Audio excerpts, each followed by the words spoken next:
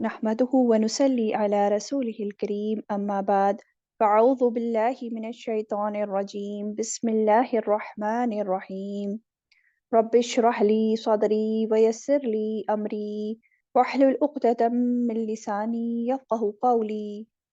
अस्सलामु अलैकुम व रहमतुल्लाहि व बरकातुहू। शुरू कर लेते हैं, पहले तर्जुमा फिर उसकी तफसीर इंशाअल्लाह। आयत 147। फ़इन कज़्ज़बूका, फिर अगर वो झुटलाएं आपको, फ़कुल तो कह दीजिए, रब्बुकुम, रब तुम्हारा, ज़ु रहमतिन वासिआ, वसी रहमत वाला है, वला युरद्दु, और नहीं फेरा जा सकता, बासुहु, अज़ाब उसका, अनिल कौमिल मुजरिमीन, उन लोगों से जो मुजरिम हैं। अब क्या बात फरमाई जा रही है यहाँ पे, ये बताया जा रहा है कि अगर ये मुशरिकीन मक्का, अगर वो आपको, यानी कि आपको मतलब आप रसूल सल्लल्लाहु अलैहि वसल्लम को अगर वो झुटलाते हैं, आपकी लाई हुई शरीयत को वो लोग मानते नहीं, उसको भी झुटलाते हैं, तो आप सल्लल्लाहु अलैहि वसल्लम इनसे कह दीजिए, क्या कह दीजिए, कि तुम्हारा रब वसी रहमत वाला है। फकुल, तो कह दीजिए, रब्बुकुम ज़ु रहमतिन वासिआ, कि तुम्हारा रब जो है वसी रहमत वाला है। ये बात क्यों आई है, वसी रहमत वाला है? देखें, अल्लाह ताला तो वसी रहमत वाला है ही। उसकी रहमत देखें कि ये जो मुजरिम हैं, मुजरिमों को अल्लाह ताला मोहलत देता रहता है, दुनिया में जो है छोड़े रहता है कुछ वक्त तक कि बाज आ जाएं, बाज आ जाएं। इन झुटलाने वालों को भी, इन काफिरों को भी, है ना, इन पर भी अल्लाह की रहमत होती है कि फौरी तौर पर अल्लाह ताला इनको पकड़ नहीं लेता बल्कि ढील देता रहता है। तो अल्लाह ताला वसी रहमत वाला है। और देखें, दूसरा इसमें ऐसे लोगों को रहमत की उम्मीद भी दिलाई जा रही है, अल्लाह ताला की रहमत की, कि अगरचे तुम जो हो झुटला चुके हो, हाँ, अल्लाह ताला को, अल्लाह ताला के रसूल को, उसकी लाई शरीयत को तुम झुटला चुके हो, लेकिन अभी भी तौबा कर लो, अभी भी तौबा कर लो, अल्लाह के दीन की तरफ आ जाओ, रसूल की बात मान लो, तो अल्लाह तुम्हें बख्श देगा। तो इसलिए बोला कि फ़कुल रब्बुकुम ज़ु रहमतिन वासिया, तो कह दीजिए इनसे कि रब तुम्हारा वसी रहमत वाला है। और अगर तब भी तुम बाज नहीं आते हो, अल्लाह ताला तो वसी रहमत वाला है, अगर तौबा कर लोगे, वापस पलट जाओगे, तो अल्लाह ताला माफ कर देगा। लेकिन अगर नहीं बाज आते हो, तो क्या होगा?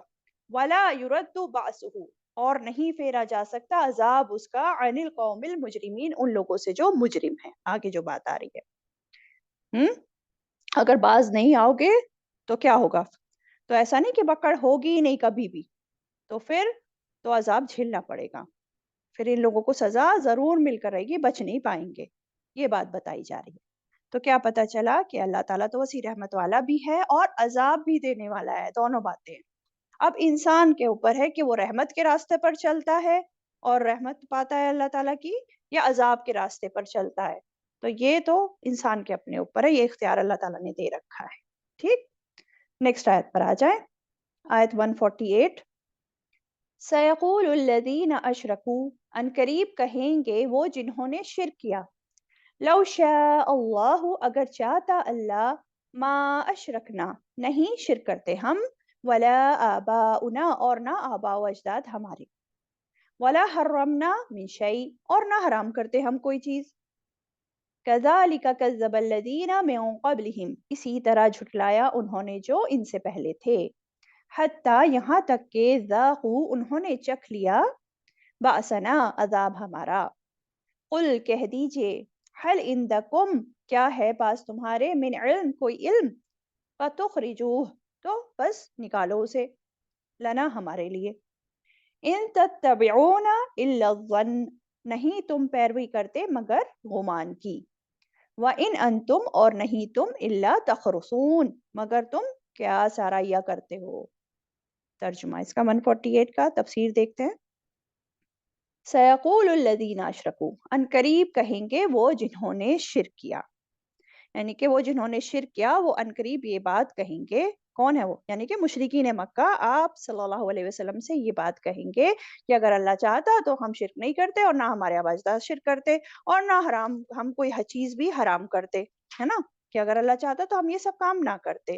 तो इस तरह वो लोग कहेंगे। तो जिस तरह ये मुशरिकीन कह रहे हैं ना, तो यही तरीका जो है ना, हर ज़माने के मुजरिमों बेईमानों का तरीका रहा है यही वाला।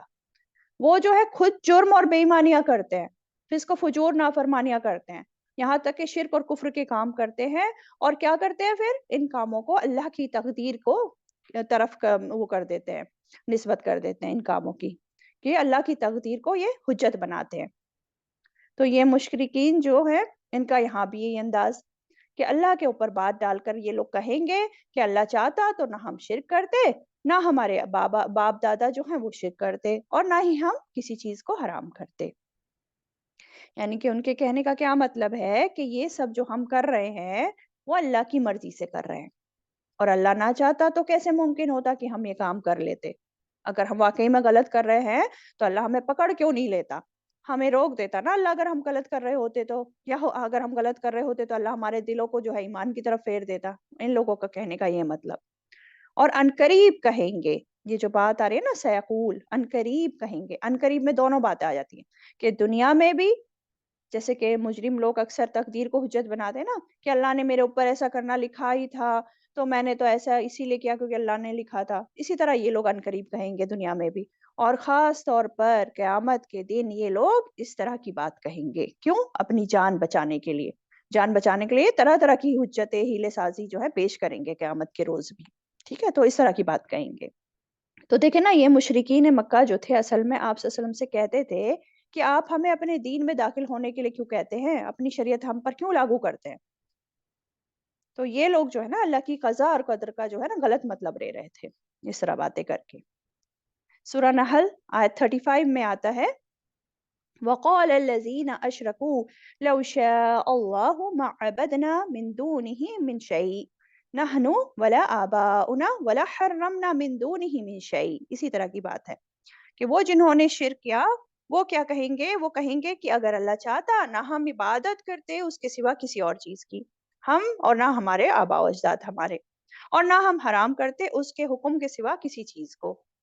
یعنی کہ وہ اللہ کی، وہ کہتے ہیں کہ اللہ کی مشیت ہوتی، اللہ چاہتا تو ہم کسی اور کی عبادت نہ کرتے اللہ کے علاوہ، تو اللہ چاہتا ہے اس لیے ہم ایسا کر رہے ہیں۔ اس طرح کی یہ لوگ تعبیلیں کرتے، اللہ کی مشیت پر ڈالتے۔ اب دیکھیں اللہ کی مشیت یا اللہ کے ارادہ دو طرح کا ہوتا ہے۔ ایک ہوتا ہے کونی قدری ارادہ، جس کے تحت جو ہے کائنات کی ہر چیز جو ہے، ہر معاملات، ہر چیز ہو رہی ہے، اور یہ جو کونی قدری ہے یہ اللہ نے اپنا اللہ کا سابقہ علم ہے نا، اللہ کو پہلے سے معلوم ہے سب کچھ کہ کیا ہونا ہے، کیسے ہونا ہے، کون کیا کرے گا، تو اللہ نے یہ جو کونی قدری ارادہ اللہ نے لکھ رکھا ہے اپنے سابقہ علم کی بنیاد پر۔ اور دوسری ہوتی ہے شرعی مشیت، جو اللہ تعالیٰ نے احکامات بھیجے ہیں، جو اللہ چاہتا ہے کہ بندے ایسا کریں یا یہ بندے ایسا نہ کریں، تو یہ ہوتی ہے شرعی مشیت، اور یہ اللہ کی رضا اسی میں ہوتی ہے۔ تو اس لیے اللہ کی کونی تقدیر یہ ایک چیز ہے جو ہر قیمت پر ہو کر رہنی ہے، اور دوسری جو ہے شرعی تقدیر جو کہ اللہ پسند کرتا ہے بندوں کے لیے، اللہ چاہتا ہے کہ بندے اس طرح اس کام کو کریں، لیکن اس کا اختیار بندوں کو اللہ تعالیٰ نے دے رکھا ہے، اب بندے کے اوپر ہے جو یہ شرعی مشیت ہے اس کو فالو کر رہے ہیں یا نہیں کر رہے ہیں، ہے نا؟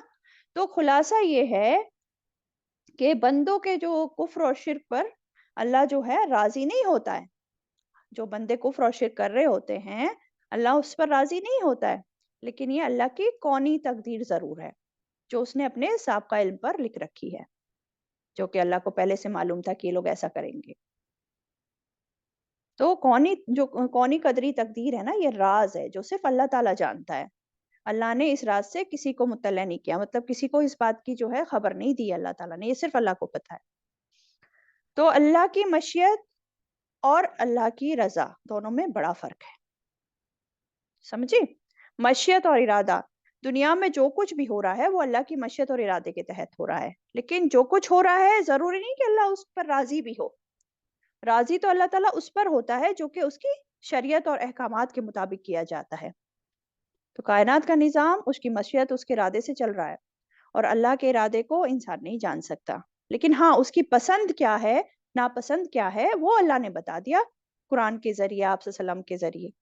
تو ہمیں کیا کرنا چاہیے؟ ہمیں اللہ تعالیٰ کی بھیجی شریعت کی پیروی کرنی چاہیے جس سے اللہ تعالیٰ راضی ہوتے ہیں، اور وہ کام نہیں کرنا چاہیے جس سے اللہ تعالیٰ پسند نہیں کرتے، جس سے ناراض ہوتے ہیں، ٹھیک ہے؟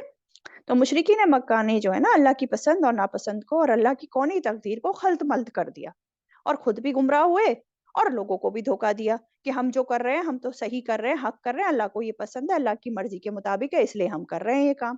تو وہ جو ہے اس طرح کہتے تھے، خلط ملط کر دیا دونوں چیزوں کو، اور صرف ان کے بہانے تھے یہ. ٹھیک ہے، آگے دیکھیں کیا فرمایا جا رہا ہے اسی آیت میں.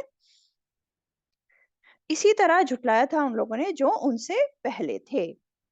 كَذَلِكَ كَذَّبَ الَّذِينَ مِن قَبْلِهِمْ، تو ان سے پہلے کے لوگوں نے بھی اسی طرح جھٹلایا تھا. حَتَّى ذَاقُوا بَأْسَنَا، یہاں تک کہ انہوں نے چکھ لیا عذاب ہمارا. یہاں تک کہ انہوں نے عذاب کا مزہ چکھ لیا. تو ان مشرکین مکہ سے پہلے کے لوگوں نے بھی اپنے رسولوں کو، اللہ کے بھیجے پیغامات کو اسی طرح جھٹلایا تھا جیسے یہ جھٹلا رہے ہیں، اسی طرح کی حجتیں دلیلیں پیش کر کے، یہاں تک کہ انہوں نے ہمارے عذاب کا مزہ چکھ لیا. تو لیکن یہ اگر صحیح تھے، شرک کرنا ان کا اگر درست تھا، تو ان پچھلے لوگوں پر عذاب کیوں آیا؟ پھر تو عذاب نہیں آنا چاہیے تھا. اگر ان کے مطابق جو کر رہے ہیں اللہ تعالیٰ اس سے راضی ہے اور کرنے دے رہا ہے، تو پچھلی قوموں پر عذاب کیوں آیا؟ پھر تو عذاب نہیں آنا چاہیے تھا نا، اگر اللہ تعالیٰ ان کے کاموں سے خوش ہوتا تو.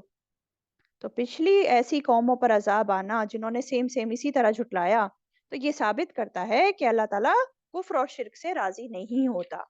ان کو یہ بات سمجھ آنی چاہیے.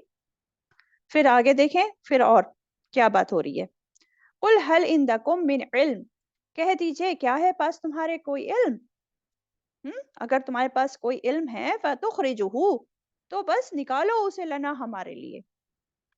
یعنی تم جو یہ شرک کر رہے ہو، حلال کو حرام کر رہے ہو، اس کی کوئی دلیل، اس کی کوئی حجت ہے تمہارے پاس اللہ کی طرف سے جو تمہیں ملی ہو، یا کوئی اللہ کی طرف سے کتاب میں کوئی ملی ہو جو تم ایسے دعوے کر رہے ہو؟ اگر ہے تو نکال کر لے آؤ، ہمیں دکھاؤ ذرا، ہمیں بھی پتا چلے. تو اگر دلیل نہیں ہے تمہارے پاس تو پھر کیا کر رہے ہو تم؟ ان تتبعون الا الظن، نہیں تم پیروی کرتے مگر گمان کی. وان انتم الا تخرصون، اور نہیں تم مگر تم قیاس آرائیاں کرتے ہو.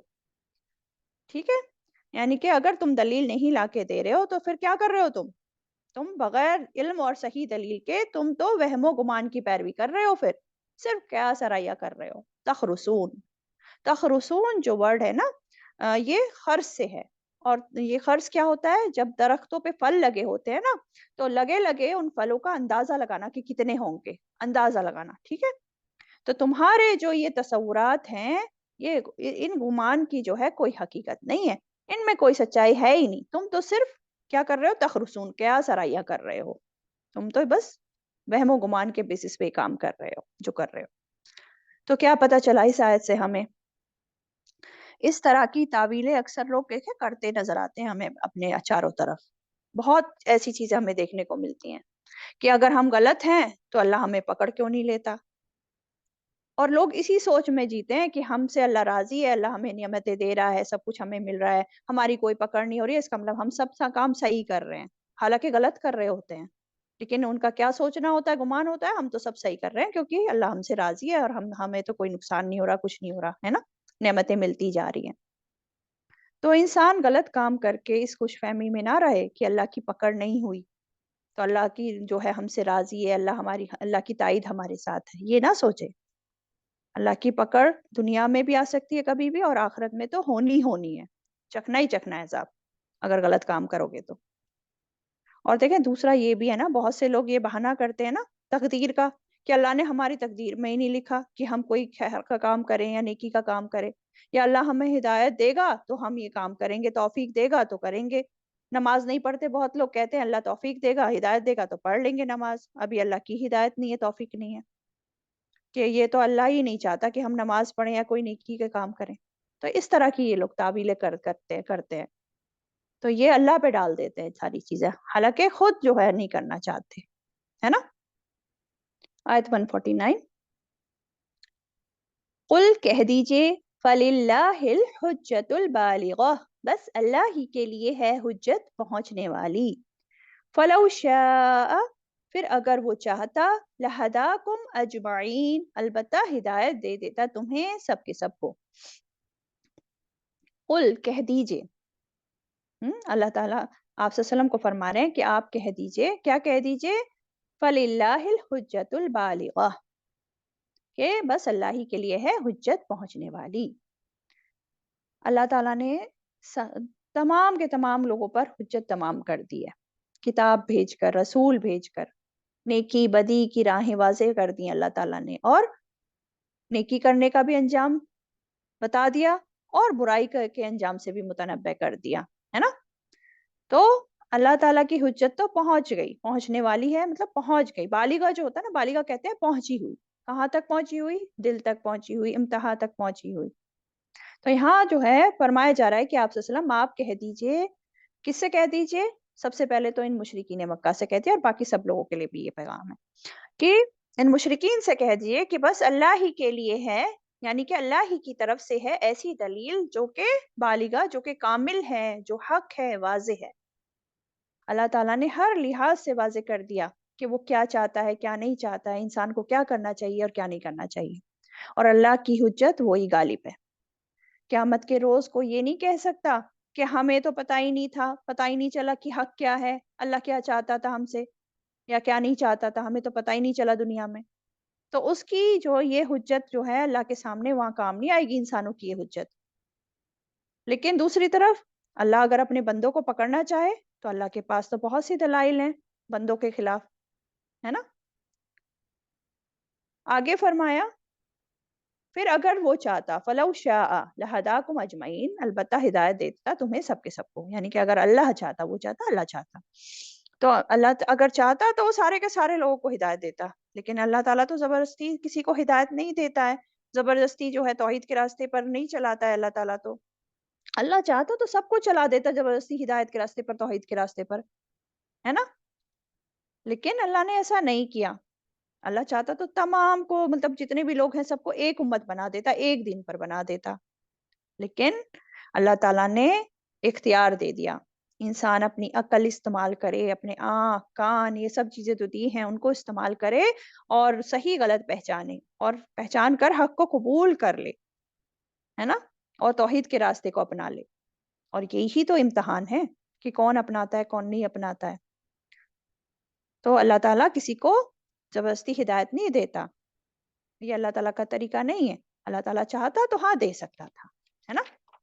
تو اس لیے یہاں پہ فرمایا فَلَوْ شَاءَ لَهَدَاكُمْ أَجْمَعِينَ، پھر اگر وہ چاہتا البتہ ہدایت دے دیتا تم کو، تمہیں سب کے سب کو۔ اگلی آیت، آیت 150 پر آ جائیں۔ قل کہہ دیجئے، ہلما حاضر کرو، شہداءکم اپنے گواہوں کو، الذین یشہدون ان کو جو گواہی دیتے ہیں، ان اللہ حرم ھذا کہ بے شک اللہ نے حرام کیا ہے اسے، فَإِن شہدوا پھر اگر وہ گواہی دے دیں، فلا تشہد معہم تو نہ آپ گواہی دیں ان کے ساتھ، وَلَا تَتَّبِعْ اور نہ آپ پیروی کریں، أَهْوَاءَ الَّذِينَ كَذَّبُوا خواہشات کی ان کی جنہوں نے جھٹلایا، بِآیاتنا ہماری آیات کو، وَالَّذِينَ اور نہ ان کی جو لا یؤمنون نہیں وہ ایمان لاتے، کس پر؟ بالآخرت آخرت پر، وَهُمْ بِرَبِّهِمْ يَعْدِلُونَ اور وہ ساتھ اپنے رب کے وہ برابر قرار دیتے ہیں۔ یہ اس کا ترجمہ آیت 150 کا کیا فرمایا جا رہا ہے دیکھتے ہیں۔ شروعات ہے قل کہہ دیجئے، یعنی کہ یہاں پہ کس کو خطاب ہے؟ آپ صلی اللہ علیہ وسلم کو خطاب ہے کہ آپ ان مشرکین سے کہہ دیجئے، کیا کہہ دیجئے؟ ہلما حاضر کرو، کیا حاضر کرو؟ شہداءکم اپنے گواہوں کو، تو آپ ان سے کہہ دیجئے کہ تم اپنے گواہوں کو حاضر کرو، جو کس لیے حاضر کرو؟ تاکہ یہ جو کہہ رہے ہیں نا کہ وہ لوگ آ کے گواہی دیں ان چیزوں کی کہ جو تم حرام کر رہے ہو نا، کہ واقعی وہ اللہ نے حرام کیا ہے، اس بات کی وہ گواہی دیں۔ اس لیے اپنے گواہوں کو لاؤ، وہ بتائیں، وہ گواہی دیں کہ یہ جو چیزیں حرام کی ہیں تم نے، مشرکین نے، یہ اللہ انہوں نے اپنی طرف سے نہیں کیا، یہ اللہ تعالیٰ کی طرف سے، وہ جو گواہی دیں آ کر، تو ایسے لوگوں کو، ایسے گواہوں کو لاؤ ذرا ہمارے سامنے۔ آپ صلی اللہ علیہ وسلم سے کہا جا رہا ہے کہ ان سے کہیں یہ بات کہ پیش کریں اپنے گواہوں کو، ٹھیک ہے؟ اور اگر وہ گواہی دے دیں، فَإِن شَهِدُوا پھر اگر وہ گواہی دے دیں، فَلَا تَشْهَدْ مَعَهُمْ تو نہ آپ گواہی دیں ساتھ ان کے، ٹھیک ہے؟ کیا بات سمجھ میں آئی؟ کہ اگر وہ گواہ لے آئیں اور وہ گواہی دے بھی دیں، کوئی ایسی چیز لے بھی آئیں آپ کے پاس، تو بھی وہ جھوٹی ہوگی، وہ سچ نہیں ہوگی، اس لیے آپ ان کے ساتھ جو ہیں گواہی نہ دیں، یعنی آپ اس گواہی کی تصدیق نہیں کریے گا اگر وہ لے بھی آئیں تو، کیونکہ وہ جھوٹ ہے سب، ہے نا؟ اور کیا فرمایا ان کو، اور کیا حکم دیا آپ صلی اللہ علیہ وسلم کو؟ وَلَا تَتَّبِعْ أَهْوَاءَ الَّذِينَ كَذَّبُوا بِآيَاتِنَا، اور نہ آپ پیروی کریں خواہشات کی ان کی جنہوں نے جھٹلایا ہماری آیات کو، جو اللہ تعالیٰ کی آیات کو جھٹلاتے ہیں ان کی خواہشات کی آپ پیروی نہ کریں۔ دیکھیں آپ صلی اللہ علیہ وسلم تو ایسا نہیں کرنے والے تھے، لیکن اس بات کے ذریعے باقی انسانوں کو اور ہمیں جو ہے بتایا جا رہا ہے یہ بات کہ ایسے لوگوں کی خواہشات کی پیروی نہیں کرنی ہے، جھوٹی باتوں کی تصدیق نہیں کرنی ہے۔ باطل دیکھیں دنیا میں چھا بھی جائے، ہر جگہ باطل باطل ہی ہو، باطل دنیا میں غالب ہو جائے، تب بھی وہ باطل ہی رہے گا، سچ نہیں ہو سکتا، تو اس کی تصدیق نہیں کرنی ہے، اس کا ساتھ کبھی نہیں دینا ہے۔ جیسے کہ آج بھی دیکھیں باطل زیادہ ہو رہا ہے، تو ہمیں سچائی کے ساتھ رہنا ہے، ہمیشہ باطل کی تصدیق نہیں کرنی، باطل کا ساتھ نہیں دینا ہے۔ تو ایک تو آپ صلی اللہ علیہ وسلم کو کہا گیا کہ آپ جو ہیں جو لوگ شرک کرتے ہیں، جو آیات کو جھٹلاتے ہیں، ان کی خواہشات کی پیروی نہ کریں، اور کس کی پیروی نہ کریں؟ والذین لا یؤمنون بالآخرۃ، اور نہ ان کی جو نہیں ایمان لاتے آخرت پر، ان کی خواہشات کی پیروی بھی نہ کریں، ٹھیک ہے؟ جو آخرت پر ایمان نہیں لاتے ان کی بھی خواہشات کی پیروی نہیں کرنی۔ اور کیا کرتے ہیں وہ لوگ؟ کن کی خواہشات کی پیروی نہیں کرتی؟ وَهُمْ بِرَبِّهِمْ يَعْدِلُونَ، اور وہ ساتھ اپنے رب کے وہ برابر قرار دیتے ہیں، یعنی کہ شرک کرنے والے لوگ، یعنی کہ جو رب کے ساتھ شریک ٹھہراتے ہیں، مخلوق کو رب کے برابر ٹھہرا کر جو شرک کرتے ہیں ان کی بھی خواہشات کی پیروی نہیں کریں۔ یہ آپ صلی اللہ علیہ وسلم کو کہہ کر ہم سب سے بھی کہا جا رہا ہے۔ اب دیکھیں نا خواہشات کی جو خواہشات ہے نا، تو حق کو قبول کرنے میں سب سے بڑی رکاوٹ خواہشات کی پیروی کرنا ہے، اور ساری امتوں میں یہی آزمائش بنا، خواہشات خواہشات۔ اب جس چیز کی دیکھیں دین میں دلیل نہیں ہے، پھر اس چیز کو کرنا لوگ کرتے ہیں نا، جس کی چیز دین میں دلیل ہے ہی نہیں، تو وہ کیا ہوتا ہے؟ وہ بھی خواہشات کی پیروی کرنا ہوتا ہے۔ اور جو چیز دین میں دلیل کے ساتھ موجود ہے لیکن اس کو نہ کرنا، اس کو جھٹلانا، تو یہ بھی خواہشات کی پیروی کرنے کی وجہ سے ہوتا ہے۔ انسان جب اپنی مرضی کی چیزیں کرنا چاہتا ہے، دنیاوی مفادات پانا چاہتا ہے، اور اللہ کی اطاعت عبادت نہیں کرنا چاہتا، تو بہانے کرتا ہے، بہانے کرتا ہے کہ اللہ نے جو ہے میری قسمت ہی ایسی بنائی ہے، اللہ نے توفیق نہیں دی ہے، اللہ توفیق دیتا تو ہم بھی خوب نیکی کر لیتے، خوب عبادت گزار ہوتے۔ اصل میں وہ کیا کر رہے ہوتے ہیں؟ اپنی خواہشات کی پیروی۔ ہم؟ وہ انسان جو ہے نا خود نہیں چاہ رہا ہوتا کہ وہ اللہ کی اطاعت کرے، کیونکہ پھر اسے اپنی خواہشات چھوڑنی پڑیں گی نا، اس لیے بہانے کر رہا ہوتا ہے، اللہ پر ڈال رہا ہوتا ہے بات۔ ورنہ دیکھیں نا انسان کا دل جو چاہتا ہے نا وہ ہر حال میں وہ کر لیتا ہے، جس کی اس کو چاہت ہوتی ہے، کوشش کرتا ہے اس کو کرنے کی۔ تو بیسیکلی جو لوگ ہدایت پر نہیں ہے نا، تو دراصل وہ اپنی خواہشات کی پیروی کر رہے ہوتے ہیں، اور ایسے لوگوں کی ہمیں پیروی نہیں کرنی چاہیے، ورنہ ہم کیا ہیں؟ ہم بھی بھٹک، وہ لوگ جو ہیں ہمیں بھی صحیح راستے سے بھٹکا دیں گے۔ اور دیکھیں جہاں تک خواہشات کی بات ہے نا، تو ابن قیوم کہتے ہیں کہ خواہشات کی مخالفت کرنے سے انسان کو اس کے جسم، دل اور زبان میں قوت ملتی ہے۔ سبحان اللہ، خواہشات کی مخالفت کرنے سے ملتی ہے کس میں قوت؟ جسم میں بھی، دل میں بھی، اور زبان میں بھی، خواہشات کی مخالفت۔ آیت 151، قل کہہ دیجئے، تعالو آؤ، اتلو میں پڑھ سناؤں، ما حرم ربکم جو حرام کیا تمہارے رب نے، علیکم تم پر، اللہ تشرکو بہ شیئا کہ نہ تم شریک ٹھہراؤ ساتھ اس کے کسی چیز کو، وبالوالدین احسانا اور ساتھ والدین کے احسان کرنا، ولا تقتلوا اولادکم اور نہ تم قتل کرو اپنی اولاد کو، من املاق تنگ دستی کے ڈر سے، نحن نرزقکم وإیاہم ہم رزق دیتے ہیں تمہیں اور انہیں بھی، ولا تقربوا الفواحش ما ظہر منها وما بطن، ولا تقربوا اور نہ تم قریب جاؤ، الفواحش بہائی کے کاموں کے، ما ظہر جو ظاہر ہو، منہا ان میں سے، وما بطن اور جو چھپے ہوں، ولا تقتلوا النفس التي حرم اللہ الا بالحق ولا اور نہ تقتلو تم قتل کرو النفسا اس جان کو التی وہ جو حرما حرام کی اللہ نے الا بالحق مگر ساتھ حق کے ذالکم یہ ہے وصاکم اس نے تاکید کی ہے تمہیں بھی جس کی لعلکم تعقلون تاکہ تم عقل سے کام لو. اب یہ جو آیت ہے اور اگلی جو کچھ آیتیں ہیں بہت امپورٹنٹ آیت ہیں, اہم ترین آیتیں مانی جاتی ہیں یہ سورہ الانعام کی.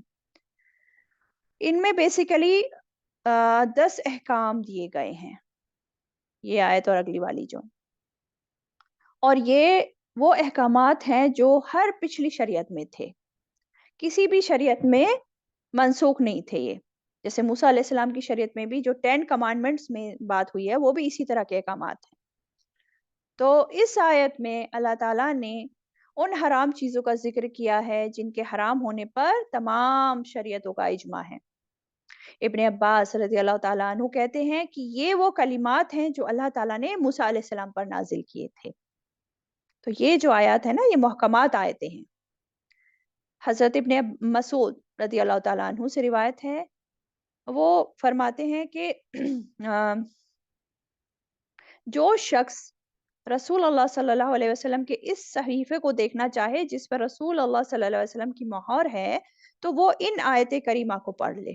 یعنی کہ یہ جو ہے نا یہ تاکیدی آیات ہیں جو پورے دن کا, ہمارے پورے اسلام کا, پورے دین اسلام کو یہ ریپرزینٹ کرتی ہیں, بنیاد ہیں. ٹھیک ہے, تاکیدی آیات. تو ان آیتوں میں اللہ تعالیٰ حرام چیزوں کی مزید تفصیل بتا رہے ہیں.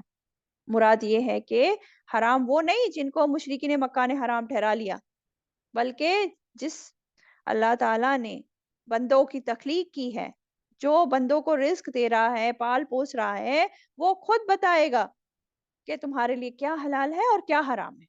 تو یہ اللہ تعالیٰ بتائے گا, نہ کہ بندے خود گھڑ لیں کچھ بھی. دیکھتے ہیں کیا بتایا جا رہا ہے. فرمایا قل تعالو, کہہ دیجئے آؤ, تعالو آؤ, علو سے ہے تعالو, بلندی کی طرف آنا. ٹھیک ہے, تو قل تعالو کہہ دیجئے آؤ, اتلو میں پڑھ سناؤں, ما حرم ربکم علیکم جو حرام کیا تمہارے رب نے تمہارے اوپر. تو قل کہہ دیجئے, کس کو خطاب ہے؟ آپ صلی اللہ علیہ وسلم کو خطاب ہے کہ آپ کہہ دیجئے. کس سے کہہ دیجئے؟ یہاں تو سب سے پہلے مشرکین مکہ سے کہہ دیجئے, اور باقی سب کے لیے بھی یہ پیغامات ہیں نا, کہ آپ کہہ دیجئے ان مشرکین مکہ سے, آؤ میں تمہیں پڑھ کر سناتا ہوں کہ آپ کے رب نے تم پر کیا حرام کیا ہے. گویا نبی صلی اللہ علیہ وسلم کو اس آیت کی تلاوت کا یہاں حکم دیا جا رہا ہے. دیکھیں, اتلو میں پڑھ سناؤ, تلاوت کا حکم دیا جا رہا ہے نا. تو آپ صلی اللہ علیہ وسلم کو بھی حکم ہے, اور پھر جو بھی دین کی تعلیم دینے والا ہے اس کو بھی لوگوں کو اس آیت کو پڑھ کر سنانا چاہیے اور خبر دینی چاہیے کہ ان کے رب نے کن چیزوں کو حرام کیا ہے بندوں کے لیے. کیا ہے وہ چیزیں؟ دیکھتے ہیں. سب سے پہلی چیز کیا ہے؟ اللہ تشرکو بہ شیئا, کہ نہ تم شریک ٹھہراؤ اس کے ساتھ کسی چیز کو. اس کے ساتھ مطلب اللہ تعالیٰ کے ساتھ, اور شیئن کسی بھی چیز کو, کسی بھی چیز کو اللہ تعالیٰ کے ساتھ شریک نہیں ٹھہراؤ. سب سے پہلے, سب سے پہلی چیز کیا حرام کیا ہے؟ شرک کرنا.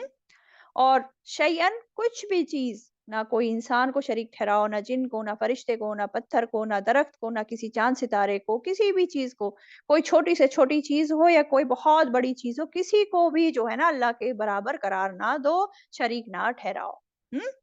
شرک کیا ہوتا ہے؟ اللہ کی مخلوق کی ایسی تعظیم یا عبادت کرنا جیسے کہ اللہ تعالیٰ کی جاتی ہے, یا پھر اس کو اپنا ایسا حاجت روا مشکل کشا سمجھا جائے کہ جیسے کہ انسان اللہ تعالیٰ کو سمجھتا ہے. یہ شرک ہوتا ہے. تو اس سے منع کیا گیا.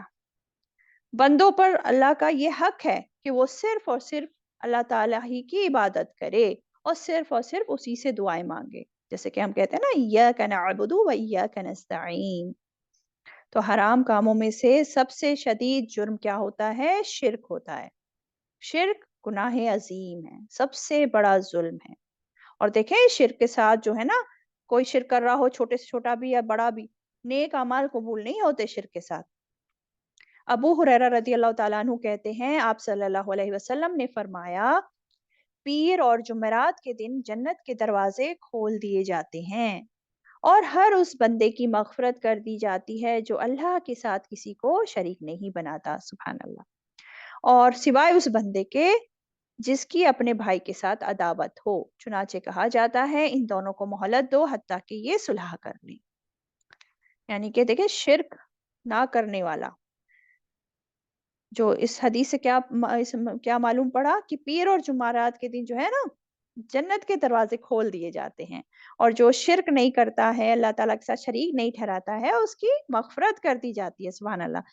ہاں، اس میں ایک چیز بتا دی گئی کہ جو اپنے بھائی کے ساتھ عداوت رکھتا ہے اس کو مہلت دی جاتی ہے کہ جب یہ صلح کر لیں گے تبھی ان کے اعمال قبول ہوں گے۔ اس لیے لوگوں کے ساتھ عداوتیں نہیں رکھنی چاہیے، بگاڑ کر کے نہیں رکھنا چاہیے، ہے نا؟ یہ بات بہت ضروری ہے، اعمال کی قبولیت کی رکاوٹ بن جاتی ہے ورنہ یہ بات۔ ایک اور حدیث میں آتا ہے، آپ صلی اللہ علیہ وسلم نے فرمایا، اللہ کے ساتھ ہرگز ہرگز شرک نہ کرنا، اگرچہ تجھے جلا دیا جائے، اگرچہ تجھ کو قتل کر دیا جائے۔ جو شخص اس حال میں مرا کہ اللہ کے ساتھ اس نے کسی چیز کو شریک نہ ٹھہرایا، شریک نہ کیا، تو وہ یقیناً جنت میں داخل ہوگا۔ سبحان اللہ، یہ سب میں مفہوم بتا رہی ہوں حدیث کے، ٹھیک ہے؟ یعنی کہ اگر کوئی انسان اس حال میں مرا کہ اس نے اللہ تعالیٰ کے ساتھ کسی کو شریک نہیں ٹھہرایا تو وہ ضرور جنت میں داخل ہوگا۔ اب ہو سکتا ہے اس نے شرک تو نہیں کیا اور دوسرے گناہ کیے ہوں، تو ان گناہوں کے لیے کیا ہوگا؟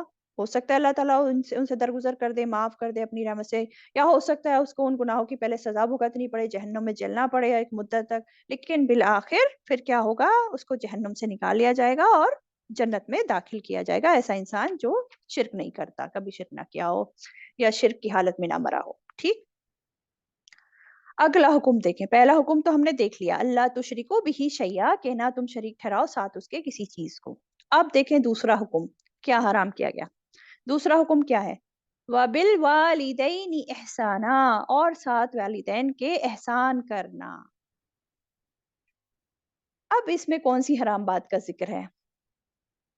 اب اس میں دیکھیں کرنے کو کہا جا رہا ہے کہ والدین کے ساتھ احسان کرنا، تو اس کا جو اپوزٹ ہے نا پھر وہ کام نہیں کرنا ہے، یعنی کہ والدین کی نافرمانی نہیں کرنی ہے، لیکن یہاں مثبت انداز میں کہا گیا کہ والدین کے ساتھ اچھا سلوک کرو، احسان کرو، یعنی کہ ان کے ساتھ بدسلوکی نہیں کرو، ان کی نافرمانی کرنا حرام ہے۔ اس کا اپوزٹ جو ہوگا کیا ہے؟ احسان کا اپوزٹ نافرمانی، ان کو تنگ کرنا، یہ سب کرنا، وہ پھر حرام کی کیٹیگری میں آ گیا، یہ حرام، ٹھیک ہے؟ اور ایک اور جگہ قرآن مجید میں آتا ہے، نہ ان کو اف کہو، نہ ان کو جھڑکو، بلکہ ان کے ساتھ اچھا سلوک کرو۔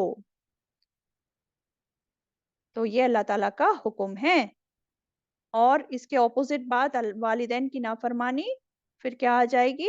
حرام چیزوں میں آ جائے گی، کبیرہ گناہ میں آ جائے گی۔ تو اللہ تعالیٰ کے حق کے بعد والدین کا حق جو ہوتا ہے سب سے بڑا ہوتا ہے۔ والدین جو اپنی پوری زندگی بچوں کے لیے مشقت کرتے نکال دیتے ہیں، ہے نا؟ تو ان کے ساتھ احسان کرو، وَبِالْوَالِدَيْنِ احسانا۔ اور احسان میں کیا آ جاتا ہے والدین کے ساتھ؟ والدین سے ادب سے پیش آؤ، نرمی سے بات کرو، ان کی عزت تعظیم کرو، والدین کو اپنے سے بڑا سمجھنا، یہ بہت امپورٹنٹ بات ہے، کیونکہ بچے جب پڑھ لکھ جاتے ہیں، انٹلیکچوئل بن جاتے ہیں، مال دولت کما لیتے ہیں تو ماں باپ کو کچھ نہیں سمجھتے، تو اپنے والدین کو ہمیشہ اپنے سے بڑا سمجھنا، ان کی ہمیشہ عزت تعظیم کرنا۔ پھر احسان میں اور کیا آ جاتا ہے؟ والدین کی دلجوئی کرنا، ان کو اپنا وقت دینا، ان کی باتیں سننا، ہے نا؟ پھر ان کی مالی خدمت کرنا، ان کے لیے دعا کرنا ہر حال میں۔ تو احسان میں کیا ہو گیا؟ اپنے ہر قول اور فعل سے ماں باپ کو فائدہ پہنچانا، ان کو خوشی پہنچانا، یہ سب احسان میں آ جاتا ہے۔ پھر والدین اگر فوت بھی ہو گئے ہیں تو تب بھی ان کے لیے دعا جاری رکھنا، ان کی طرف سے صدقہ خیرات کرنا، اور سب سے بڑی چیز کوشش کریں اپنے ماں باپ کے لیے صدقہ جاریہ بنے، نیک کام کریں، اچھے اچھے کام کریں، دنیا میں بھی ماں باپ کا نام روشن کریں اور مرنے کے بعد بھی ان کے لیے صدقہ جاریہ بنے، ٹھیک ہے؟ تو یہ ماں باپ کے ساتھ احسان ہوگا۔ اگر آپ اپنے غلط کام کریں گے، ہے نا، برے برے کام کریں، گناہوں میں پڑ جائیں گے، تو دنیا میں بھی ماں باپ کا نام خراب کریں گے اور مرنے کے بعد بھی آپ ان کو کیا ہوگا؟ صدقہ جاریہ تو نہیں بنیں گے نا؟ تو ایسے کام نہیں کرنے جس کی وجہ سے ماں باپ کو پریشانی ہو، ماں باپ کو دکھ پہنچے، یہ احسان میں نہیں آتا ہے۔ ماں باپ کے ساتھ احسان کرنے کو کہا جا رہا ہے، اور والدین آیا ہے، ماں اور باپ دونوں، صرف یہ نہیں کہ ماں کے ساتھ، باپ کے ساتھ بھی، دونوں کے ساتھ حسن سلوک کرنے کو کہا جا رہا ہے. سمجھ آئی بات؟ اور اس کے بہت فائدے بھی ہوتے ہیں. ایک تو اللہ تعالیٰ کا حکم ہے، اللہ تعالیٰ کی رضا ہے نا اسی میں. اس کے علاوہ دیکھیں، والدین کے ساتھ حسن سلوک کرنے سے عمر اور رزق دونوں میں اضافہ ہوتا ہے.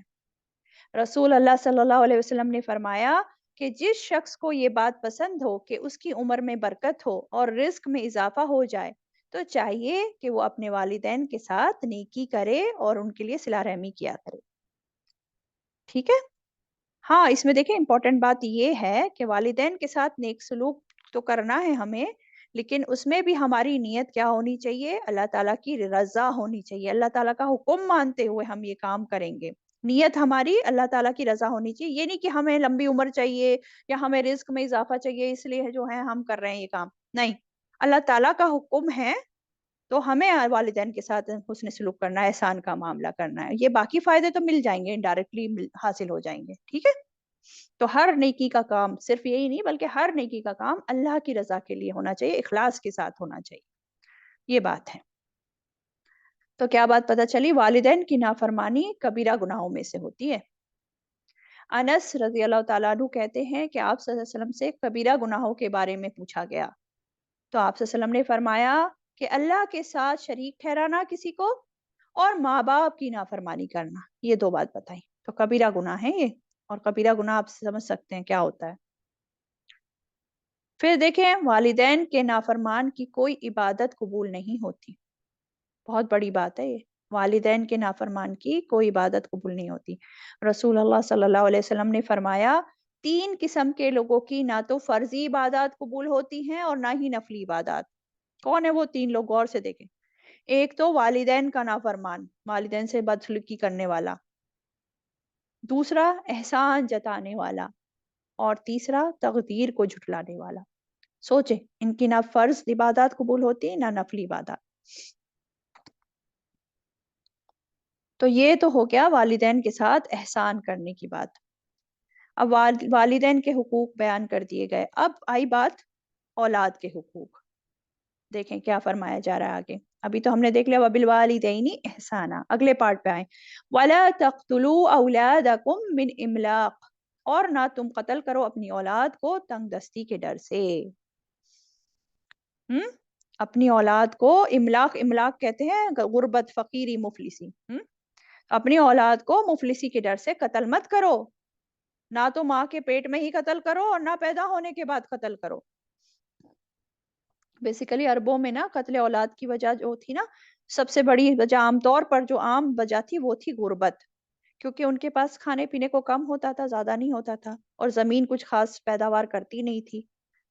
تو وہاں جو کامن ریزن تھی اولاد کے قتل کی وہ تھی غریبی، املاک. تو یہاں بتا دیا گیا کہ غربت کی وجہ سے قتل اولاد نہ کرو. یہ قتل اولاد جو ہے حرام ہے. اللہ تعالیٰ فرما رہے ہیں کہ نحنو نرزقکم و ایاہم. ہم رزق دیتے ہیں تمہیں اور انہیں بھی. رزق دینا کس کا کام ہے؟ اللہ تعالیٰ کا. اللہ تعالیٰ تو جیسے تمہیں رزق دے رہے ہیں تمہاری اولاد کو بھی دیں گے. اللہ تعالیٰ کا کام ہے، وہ رزق دیتا ہے، تم نہیں رزق پرووائڈ کرنے والے. تو بیسیکلی جو لوگ اپنے بچوں کو مفلسی کی وجہ سے قتل کرتے ہیں نا، کہ غریبی کی سے ڈر کر، تو بیسیکلی اس کا مطلب کیا ہے؟ یعنی کہ اللہ تعالیٰ پر وہ بھروسہ نہیں کرتے. یعنی وہ اللہ تعالیٰ کو رازق ہونے پر، اللہ تعالیٰ کے رازق ہونے پر ان کو یقین نہیں ہوتا ہے، توکل نہیں ہوتا ان پر، ان کو اللہ تعالیٰ پر کہ اللہ تعالیٰ ہمیں رزق دے گا. اس لیے وہ ایسا کام کرتے ہیں. تو یہ کام حرام ہے، اولاد کا قتل کرنا. آگے دیکھیں، وَلَا تَقْرَبُوا الْفَوَاحِشَ مَا ظَهَرَ مِنْهَا وَمَا بَطَنَ. اور نہ تم قریب جاؤ بے حیائی کے کاموں کے جو ظاہر ہوں ان میں سے اور جو چھپے ہوں. وَلَا تَقْرَبُوا. اور نہ تم قریب جاؤ. کس کے؟ الفواحش، بے حیائی کے کاموں کے، جو ظاہر ہوں اور جو چھپے. اب یہ جو ہے نا فواحشہ، یہ فاحشہ کی جمع ہے، فحش سے ہے. اور فاحشہ کسے کہتے ہیں؟ فاحشہ کہتے ہیں کھلے گناہ کو، یعنی ایسی برائی جس کا اثر دوسروں پہ بھی پڑے. تو یہ جو فحش ہے اس میں ہر وہ قول یا فعل جو قباحت میں جو حد سے بڑا ہو، جس کو عقل برا سمجھتی ہے نا، وہ سب بے حیائی مانی جاتی ہے. جیسے کہ آپ لے لیں زنا. زنا فواہش ہے. تو یہ زنا تو خیر ہے ہی فواہش، لیکن فواہش وہ تمام کام جنہیں عقل اور فطرت برا سمجھتی ہے اور ہماری شریعت نے بھی جن کو گناہ قرار دیا ہے، یہ سب کام اس میں آ جاتے ہیں فواہش میں. ٹھیک ہے. تو فواہش میں، فحش میں بے حیائی کے کام تو ہیں ہی، لیکن اور بے حیائی میں مینلی جو ہے زنا آتا ہے اس میں، لیکن کھلے گناہ جو ہیں وہ بھی فحش ہوتے ہیں. اور قتل کرنا بھی اس میں آ سکتا ہے کیونکہ یہ بھی کھلا گناہ ہے نا. تو اس سے منع کیا گیا کہ ان چیزوں کے قریب بھی نہ جاؤ جن کا تعلق کھلے گناہوں سے ہے، اور ان کے بھی جن کا تعلق قلب اور باطن کے چھپے گناہوں سے بھی ہے. نہ ظاہری فواہش کے قریب جاؤ اور نہ چھپی ہوئی فواہش کے قریب جاؤ. ٹھیک ہے. اس سے منع کر دیا گیا. اب یہ جو ہے ما ظہر منہا و ما بطن، اس کے کیا مطلب ہیں؟ یعنی کہ ہر قسم کی بے حیائی کھلی ہو یا چھپی. اور خاص طور پر یہاں میں نے بتایا زنا مراد ہے، کیونکہ عربوں میں دیکھیں نا خفیہ اڈے ہوتے تھے زنا کاری کرنے کے لیے، تو اس لیے یہاں مین تو زنا مراد ہے. پھر ما زہرا سے مراد محرمات سے برا کام کرنا یا نکاح کرنا، اور بطنا سے مراد زنا. ٹھیک ہے. یہ ڈفرینٹ ڈفرینٹ جو ہے مطلب بتائے گئے ہیں. پھر ایک اور مطلب بتایا گیا ما ظہرا منہا سے مراد اعضاء سے کیے جانے والے گناہ، اور ما بطنا سے مراد دل کے گناہ. دل کے گناہ کیا ہوتے ہیں؟ جیسے کفر ہے، شرک ہے، نفاق ہے، دل میں جو ہے فحش باتیں سوچنا ہے، یہ دل کے گناہ ہو جاتے ہیں. تو ان سب سے کہا گیا ان کے قریب بھی مت جاؤ. غور کریے اس بات کو، فواہش سے اجتناب کے بجائے کہا گیا ان کے قریب بھی نہ پھٹکو، کیونکہ دیکھیں اگر قریب بھی گئے نا تو ڈر ہے کہ اس میں پڑ ہی جاؤ گے. ان کے قریب بھی نہ جاؤ. ولا تقرب. اللہ تعالیٰ دیکھیں بہت ہی زیادہ غیرت مند ہے، اس لیے اللہ تعالیٰ نے فواہش کو حرام قرار دیا ہے. ایک حدیث کا مفہوم ہے، حدیث کا کیا مفہوم ہے کہ ایک بار سعد بن عبادہ رضی اللہ تعالیٰ عنہ، انہوں نے کہا کہ اگر میں اپنی بیوی کے ساتھ کسی شخص کو دیکھ لوں تو تلوار سے اس کو قتل کر دوں گا اور معاف نہیں کروں گا کبھی. اب رسول اللہ صلی اللہ علیہ وسلم کے بعد یہ پاس جو ہے نا یہ بات پہنچی، تو آپ صلی اللہ علیہ وسلم نے فرمایا تم سعد کی غیرت سے تعجب کرتے ہو؟ اللہ کی قسم میں سعد سے زیادہ غیرت مند ہوں، اور اللہ تعالیٰ کی ذات گرامی مجھ سے زیادہ باغیرت ہے. غیرت ہی کی وجہ سے اس نے بے حیائی کے ظاہری اور پوشیدہ کاموں کو حرام کر دیا ہے. تو غیرت کی وجہ سے اللہ تعالیٰ نے بے حیائی کے ظاہری اور پوشیدہ کاموں کو حرام قرار کر دیا ہے. تو اس سے ہر حال میں بچنا ہے. اب دیکھیں زبان سے گالیاں دینا، بے حیائی کی باتیں کرنا، یہ بھی ایمان کے منافی ہے. حدیث میں آتا ہے مومن نہ تو تانے دینے والا ہوتا ہے، نہ لعنتیں کرتا ہے، نہ فحش کلامی کرتا ہے، نہ گالی گلوچ کرتا ہے. تو یہ مومن کی یہ صفات نہیں ہے کہ وہ جو ہے گالی گلوچ، فحش کلامی، لعنتیں اور گالی دینا یہ سب کام کرے. مومن نہیں کرتا یہ کام. اپنا بھی جائزہ لیں. تو اللہ تعالیٰ نے فواہش کو حرام قرار کیا ہے، اس کے قریب بھی نہ جاؤ. ٹھیک ہے.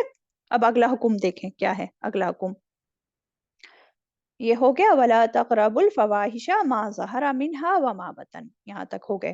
اب اگلا حکم وَلَا تَقْتُلُوا النَّفْسَ الَّتِي حَرَّمَ اللَّهُ إِلَّا بِالْحَقِّ، اور نہ تم قتل کرو اس جان کو وہ جو حرام کی اللہ نے مگر ساتھ حق کے.